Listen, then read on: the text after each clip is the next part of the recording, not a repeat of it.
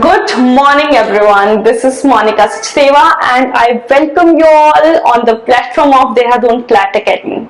Today we are going to start with the series of for UP APO.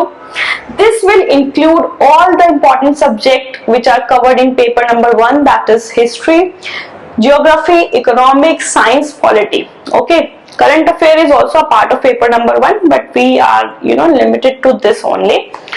बाकी वो भी देखेंगे, अगर हम इंक्लूड कर पाए तो we will definitely do. Okay, now ये जो आपका सीरीज है इसमें सबसे पहले मैं स्टार्ट करूंगी आज हिस्ट्री से. कुछ इंपॉर्टेंट क्वेश्चंस आपको स्क्रीन पर दिखाई देंगे. वो क्वेश्चंस ऐसे हैं जो बहुत बार प्रीवियस ईयर में भी पूछे जा चुके हैं, मतलब अलग अलग यूपी के एग्जाम्स में, and they are important for UP APU as well. और कुछ क्वेश्चंस आपको नए भी देखने को मिलेंगे which I think is important. Okay, तो हिस्ट्री जो है ना आपकी, it has been divided into 3 parts, right. जैसे कि एंशिएंट हिस्ट्री है, मिडिवल हिस्ट्री है, मॉडर्न इंडियन हिस्ट्री है. हालांकि modern Indian history is more important, reason being उसमें काफी सारे मूवमेंट्स हैं और वो एक स्पेशल रोल प्ले करते हैं क्योंकि काफी बार क्वेश्चन वहां से डायरेक्टली पूछा जाता है. But today's class is is not about modern और ancient, it is about medieval history. ठीक है, मिडिवल हिस्ट्री जिसमें आपने काफी सारी डायनेस्टीज के बारे में सुना होगा. स्लेव डायनेस्टी है, खिलजी डायनेस्टी है, या फिर तुगलक है, Sayyid, Lodi. There are many dynasties in medieval history. Okay, so let's begin with today's class. See, there are some questions, but before starting this question let me just give you a brief idea as to how this medieval history begins. Okay, देखो medieval history में जो आपके सबसे पहले invade किया था जिन्होंने India में, वो अरब कंट्री से आए थे. ठीक है, they were the Muslim people and they came from Arab country. और पर जो सक्सेसफुली इन्वेड कर पाए इंडिया में, the name of that person is Mohammad bin Qasim. ठीक है, मोहम्मद बिन कासिम इसलिए इंपॉर्टेंट हो जाते हैं क्योंकि इन्होंने सक्सेसफुली इन्वेड किया था. सेकेंडली इन्होंने जजिया टैक्स भी इम्पोज किया था. ठीक है, तो ये जजिया टैक्स से काफी क्वेश्चन आता है कि जजिया टैक्स को इम्पोज करने वाले रूलर कौन थे. तो remember the name of Mohammad bin Qasim. उसके बाद क्वेश्चन आता है कि स्लेव डायनेस्टी को स्टैब्लिश किसने किया था. स्लेव डायनेस्टी को हम मामलुक डायनेस्टी भी कहते हैं. ओके, और इसको स्लेव डायनेस्टी इसलिए कहा जाता है क्योंकि इसमें काफी सारे स्लेव्स ही रूलर बने थे. ठीक है, मतलब स्लेव ही रूलर बनते थे, तो इसलिए से स्लेव डायनेस्टी कहते हैं. ओके, तो कुतुबुद्दीन ऐबक ने ये स्लेव डायनेस्टी को स्टैब्लिश किया था. बट याद रखिएगा, कुतुबुद्दीन ऐबक जो थे वो बहुत ही काइंड हार्टेड पर्सन थे, इसलिए उनको एक टाइटल दिया गया था लख बख्श का. लख बख्श, ठीक है, इसका टाइटल उनको दिया गया था. और इन्होंने कभी अपने नाम के आगे सुल्तान या फिर एम्परर कुछ इस तरह के वर्ड्स का प्रयोग नहीं किया. He was very down to earth kind of person. ठीक है, तो कुतुबुद्दीन ऐबक, और हाँ, ये कुरान भी बहुत अच्छे से मतलब एक गा कर पढ़ते थे, तो इनको कुरान खान भी बोला जाता है. ठीक है, तो कुतुबुद्दीन ऐबक के बारे में इतना सफिशिएंट है. उसके बाद जो रूल करने आए थे in the same dynasty, that was Iltutmish. I will deal with this thing. Iltutmish के बारे में पढ़ेंगे हम. उससे पहले जान लेते हैं कि जो first and last women Muslim women कौन सी थी जो कि दिल्ली सल्तनत की जिन्होंने संभाली थी. तो the name of the lady is Razia Sultan. Now this question is important क्योंकि पहली ऐसी लेडी जिन्होंने रूल किया, दो it was for a very short time. ठीक है, 2-3 लगभग लाइक 1236 से 1239 तक ही रूल कर पाई थी रजिया सुल्तान. फिर इन्हें हटा दिया गया था, मार दिया गया था, ये हटा दिया गया था, बट इन्होंने और रूल नहीं किया. तो रजिया सुल्तान जो है ये Muslim first and last Muslim ruler थी. ठीक है, तो इनका नाम भी काफी इंपॉर्टेंट हो जाता है.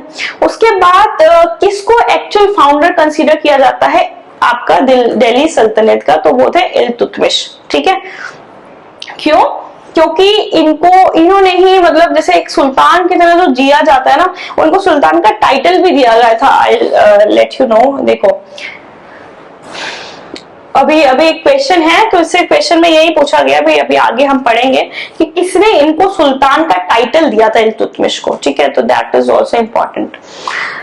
इल्तुतमिश को ही रियल फाउंडर माना जाता है दिल्ली सल्तनत का। नाउ जो महमूद गजनवी हैं, जिन्होंने 17 बार इंडिया में मतलब आक्रमण किया था और लूटिंग की थी, ठीक है, तो महमूद गजनवी, उनके साथ एक फेमस हिस्टोरियन भी इंडिया में आए थे जिनका नाम था Al Biruni. Now this name is also important क्योंकि Al Biruni was the same person जिन्होंने किताब उल हिंद लिखी थी, किताब उल हिंद, ठीक है, just right it down, this is very important कि किताब उल हिंद के राइटर कौन थे। तो बुक्स के राइटर भी आपके क्वेश्चन में आ जाते हैं, ठीक है।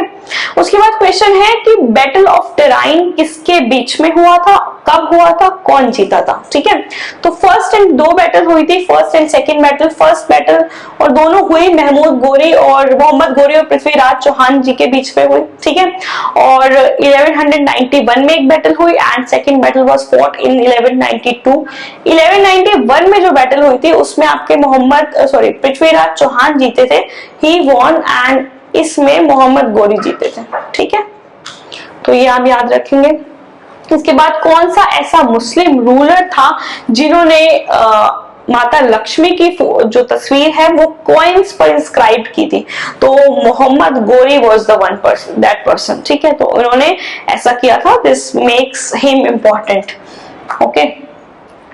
नाउ कुतुबुद्दीन ऐबक की कैपिटल क्या थी, मतलब जब कुतुबुद्दीन ऐबक रूल कर रहे थे, then which place was the capital of his rule, like the answer for this question is Lahore, ठीक है। तो इन्होंने लाहौर को अपनी राजधानी बनाया, हालांकि इल्तुतमिश ने दिल्ली को अपनी राजधानी बनाया था, ठीक है। और देखो यहाँ पर भी लिखा था कि इल्तुतमिश को जो सुल्तान का टाइटल देने वाले पर्सन थे, that was a Khalifa from Baghdad, ठीक है। So this is also important. Now the next question is, किस रूलर ने एक लॉयल स्लेव्स की ना एक कोर्ट तैयार की थी, ठीक है, ताकि वो दूसरे लोगों, अगर कोई आर्मी या कुछ उस पर आक्रमण करता तो उनको हरा सके, उनके साथ लड़ सके। तो पूरी कोर्ट तैयार की थी 40 स्लेव्स की, जिसका नाम था तुर्क चहलगानी, ठीक है।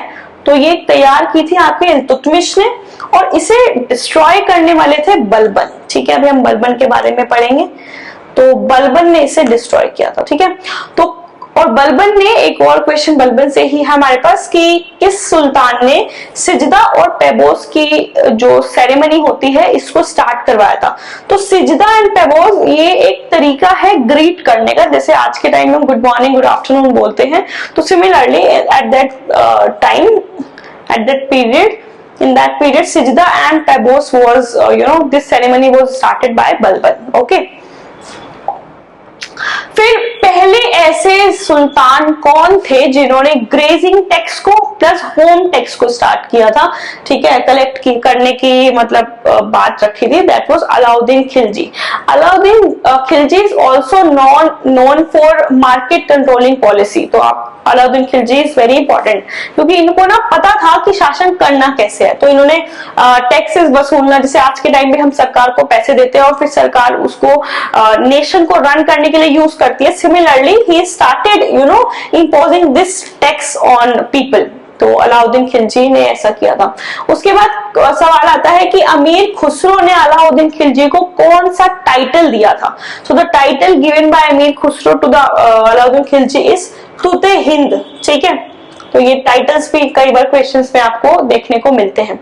नेक्स्ट, कौन ऐसे एम्परर थे जिन्होंने साउदर्न इंडिया में जाकर इन्वेड किया था, अटैक किया था एंड विंध्यास को क्रॉस कर वो गए थे।